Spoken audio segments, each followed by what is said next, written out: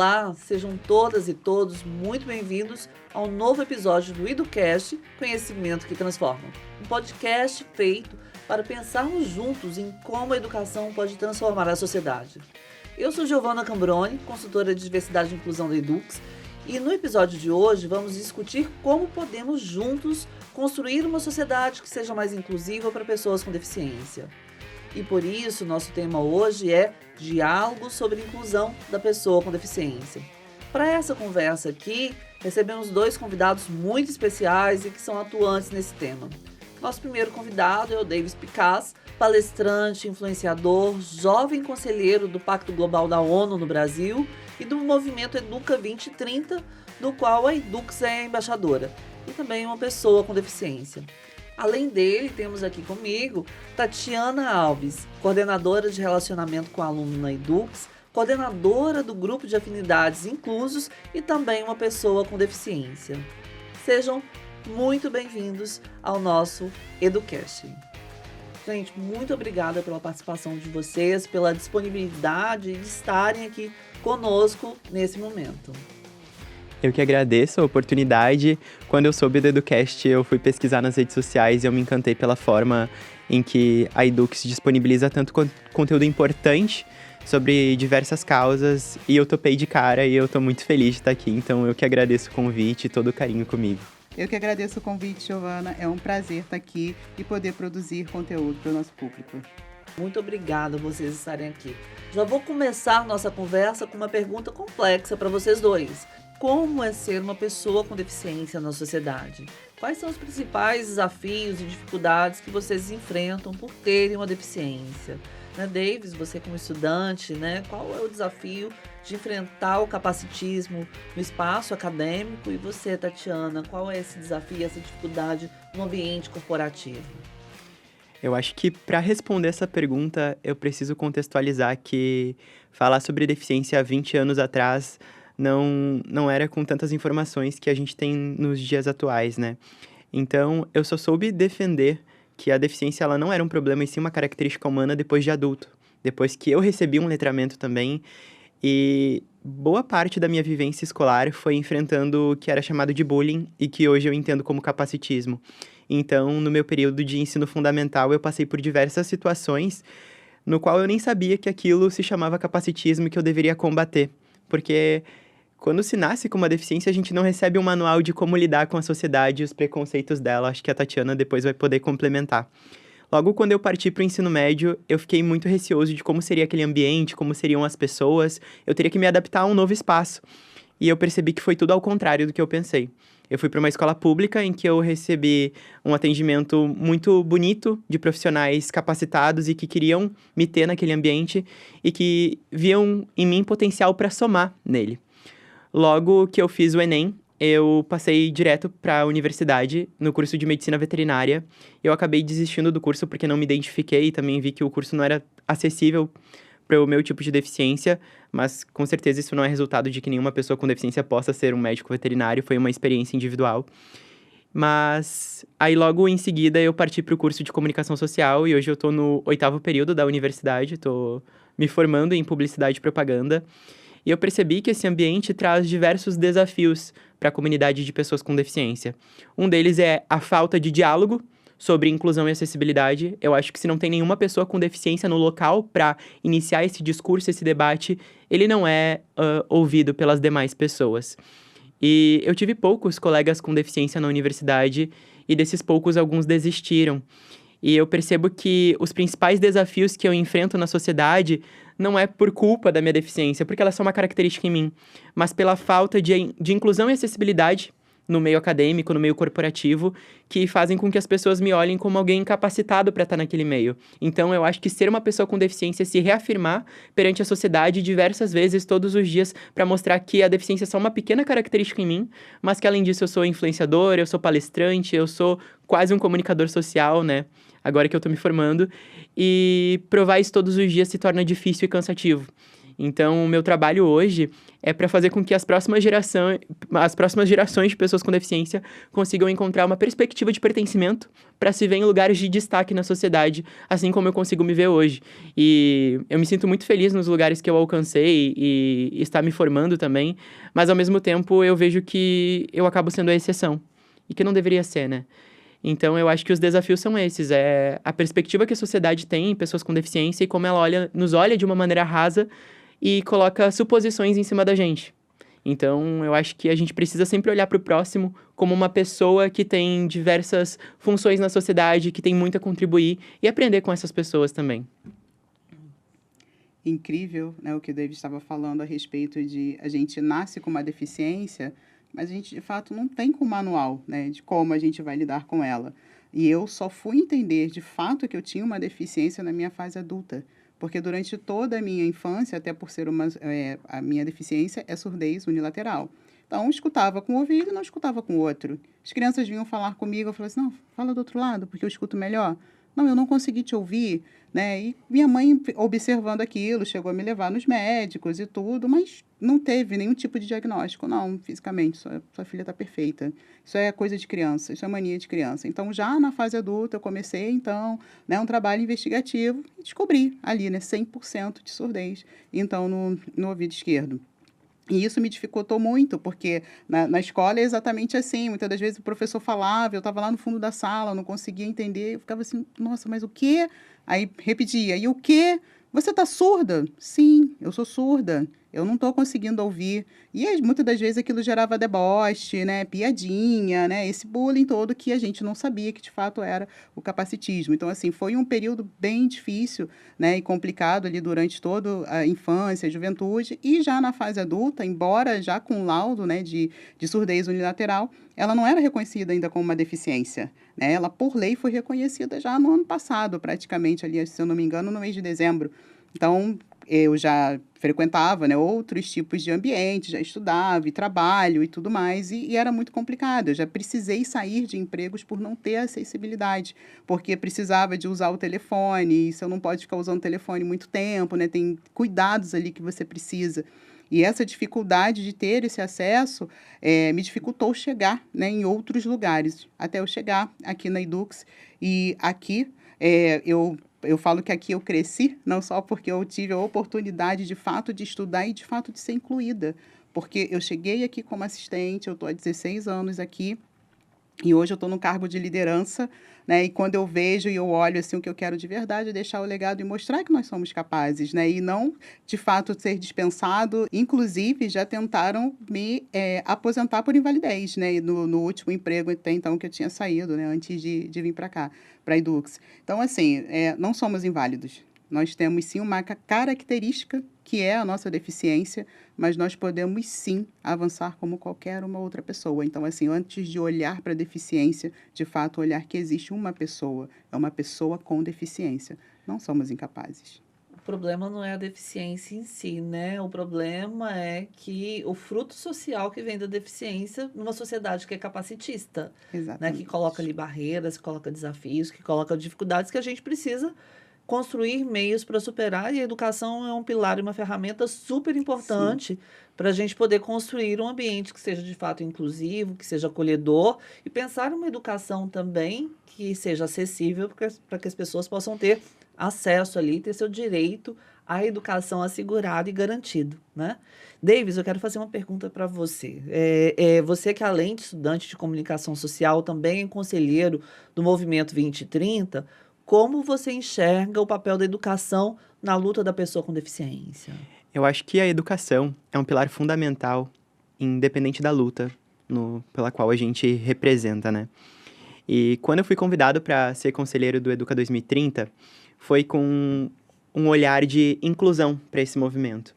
Eu estava em Genebra, ano passado, no Fórum de Direitos Humanos da ONU, e começou ali os rumores de ter um novo movimento e que seria apresentado para nós, e era o Educa 2030, e foi muito bonito de ver a iniciativa da Edux, da Globo, enfim, as empresas que estavam por trás disso, juntamente ao Pacto Global, e eu percebi que a gente precisava juntos, então, construir um olhar mais diverso para esse movimento.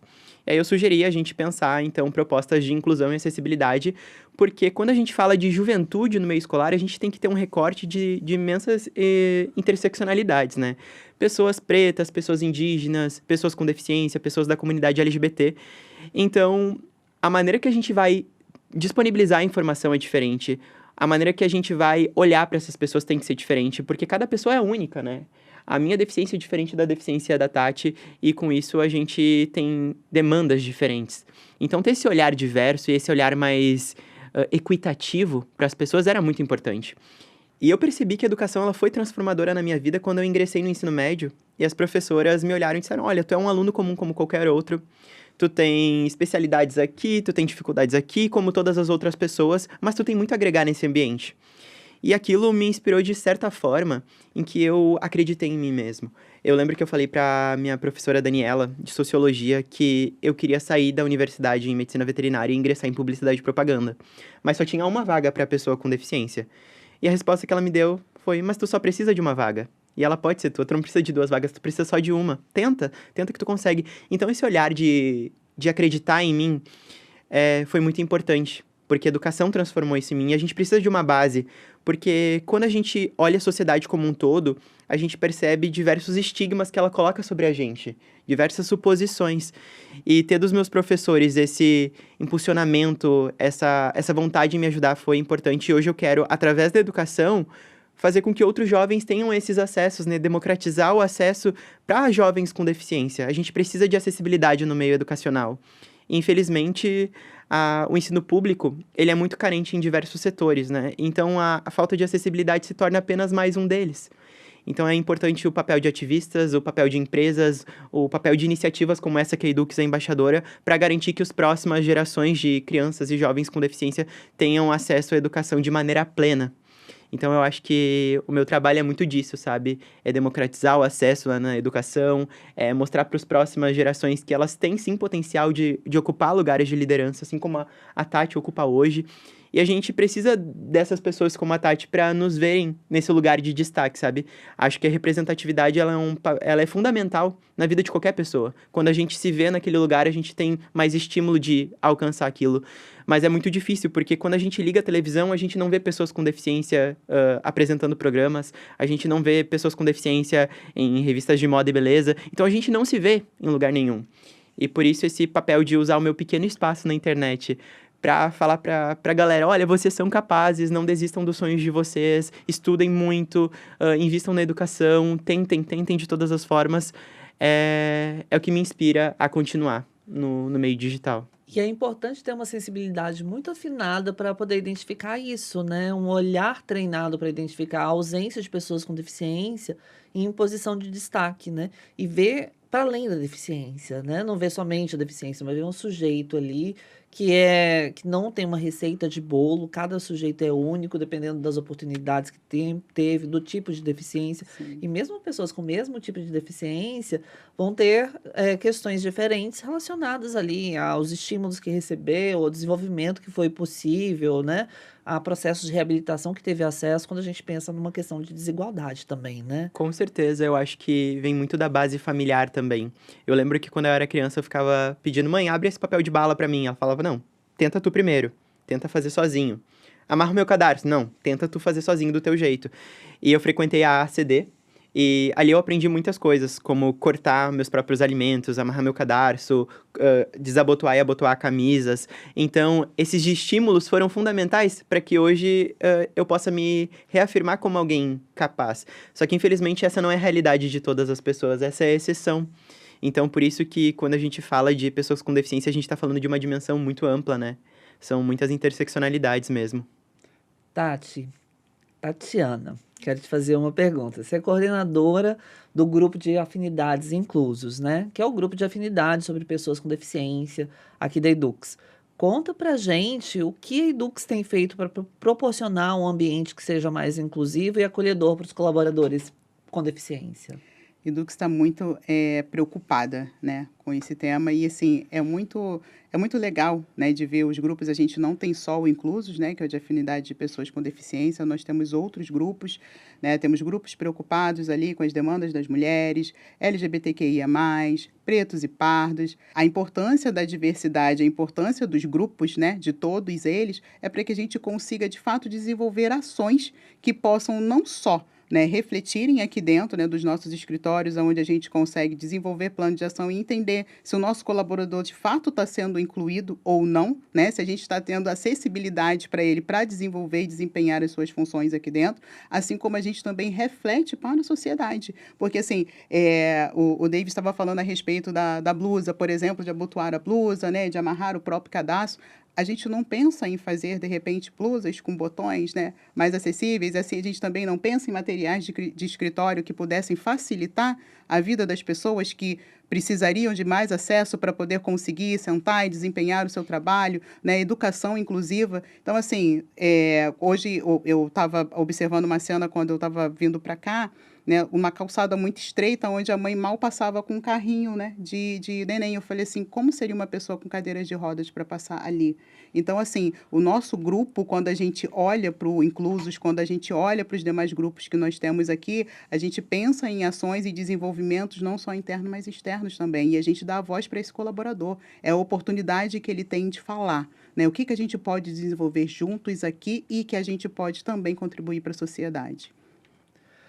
A Edux realmente está preocupada em promover um espaço que seja mais diverso. Além do Inclusos, temos outros grupos de afinidade que abordam as questões de mulheres, quanto à equidade de gênero, a diversidade racial, né, as pessoas LGBTQIAP+. Nossos grupos de afinidade são fundamentais para o desenvolvimento dos pilares de diversidade e inclusão da Edux e estão relacionados ali com as nossas metas de ESG e são responsáveis pela criação de ações que são significativas, como lugar de fala, que o David já participou. Eles permitem ali conexões, trocas de vivência e network que são significativos. Dando prosseguimento aqui ao nosso diálogo, à nossa conversa, né, David, você é conselheiro do Pacto Global da ONU e do Movimento Educa 2030, Tati, você é coordenadora de relacionamento com aluno da Edux, que é um cargo de liderança também, né, em uma grande empresa, e ambos ocupam uma posição de destaque aí, onde atuam, por onde passam, né? No entanto, o que sabemos é que, infelizmente, não é comum que pessoas com deficiência ocupem esses espaços, né? Pelo menos para a maioria das pessoas com deficiência. Por isso, eu gostaria de fazer uma pergunta aos dois aqui, né? Vocês já são esse exemplo de representatividade que eu mencionei anteriormente e são um exemplo de representatividade para outras pessoas com deficiência também, né? Vocês sentem que essas posições que vocês ocupam já é um reflexo de alguma mudança da sociedade? Sim, para mim já é um movimento. Eu acho que a gente ainda tem uma estrada longa para percorrer. Eu costumo dizer que tinha um mato bem alto, que a gente começou ali, né, a cortar e esbravar e começar a abrir um caminho, mas a educação é um pilar importante, né? Então, quando eu vejo que pequenos passos já começam a ser dados, né? Primeiro, assim, os movimentos já começam a acontecer e a gente já começa a ver mulheres, né? Então, hoje, num processo seletivo, por exemplo, né, principalmente com o apoio que nós temos aqui na empresa, eu consigo olhar as vagas de uma forma diferente, eu consigo hoje selecionar os meus colaboradores também de outra forma. E uma coisa bem legal que aconteceu nos penúltimos, acho que foi no penúltimo processo, foi a primeira vez que eu tinha entrevistado uma pessoa neurodivergente. E aí uma das perguntas que ela me fez foi, mas como vai ser quando eu começar a trabalhar com você, caso eu de fato seja aprovado? Eu falei assim, você vai me dizer o que você precisa. Aí eu falei assim, eu não posso adivinhar, né, como que vai ser essa nossa jornada, mas a gente vai construir ela juntos. Você vai me dizer qual é a necessidade de acessibilidade que você precisa e eu vou dizer para você, então, como que nós vamos construir isso. E nós vamos fazer isso juntos. Então, assim, uma das coisas que a gente vinha conversando outro dia eu não posso tentar adivinhar o que a pessoa precisa, né? Então, eu preciso, de fato, perguntar para essa pessoa o que ela precisa. Não é assim que a gente faz com quem não tem deficiência, é a mesma coisa que a gente faz com uma pessoa com deficiência. Então, quando a gente vê essa representatividade de pessoas com deficiência em cargos de liderança, a gente consegue trazer, né, um olhar diferente e um movimento diferente. Então, acho que é uma construção que ainda está muito no início, mas, assim, isso me dá esperança, né, de que a gente vai conseguir construir aí um futuro diferente para outras gerações, que a gente vai conseguir deixar um legado. E tu, Davis? Eu acho que sim, concordo com a Tati. É importante ver as pessoas conseguindo ocupar diversos lugares, seja no âmbito educacional, no âmbito corporativo, quem escolhe seguir a área acadêmica, enfim. E realmente é um caminho muito grande para a gente percorrer. A gente precisa ver que as práticas das empresas estão mudando, elas estão começando a nos olhar com um olhar mais inclusivo, mas isso é fruto de muito trabalho por trás e que acontece todos os dias. Acontece nos eventos que a Edux disponibiliza, nos movimentos no qual ela é parceira e tantos outros parceiros que a gente conhece nessas jornadas, né? Então, quando eu escuto de alguém que eu sou uma pessoa representativa, eu me sinto muito feliz, porque foi muito difícil para mim também encontrar representatividade quando eu era criança. E tem um desenho da Disney que me marca muito, que é o Luca. E ele fala muito sobre sermos diferentes e, enfim. E um dos personagens, ele é uma pessoa com a mesma deficiência que a minha. E no desenho, em nenhum momento, retratam ele como alguém incapaz, ou com um olhar de pena, de superação, de comoção, mas sim como alguém bravo, forte. E eu nunca quis que a minha história fosse contada dessa forma, sabe? Como, um olhar de superação, um olhar de comoção. Eu acho que já tá batido esse discurso.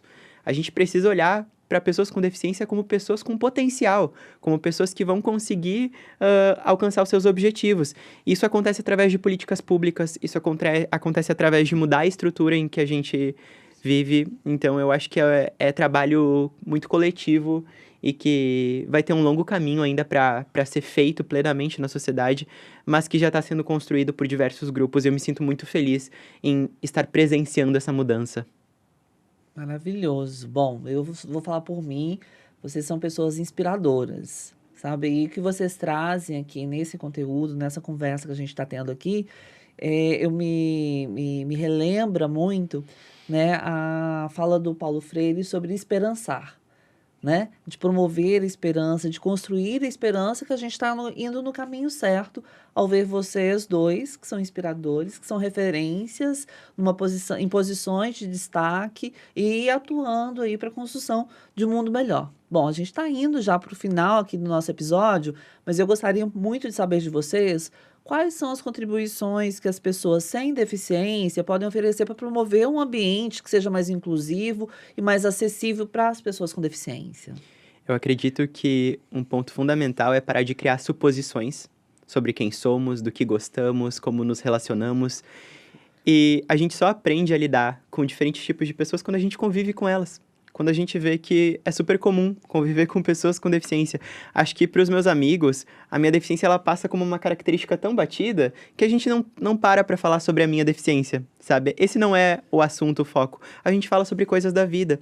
Porque a deficiência, ela tá ali, é uma característica, mas ela não é tudo que eu sou, ela é uma pequena parte de mim.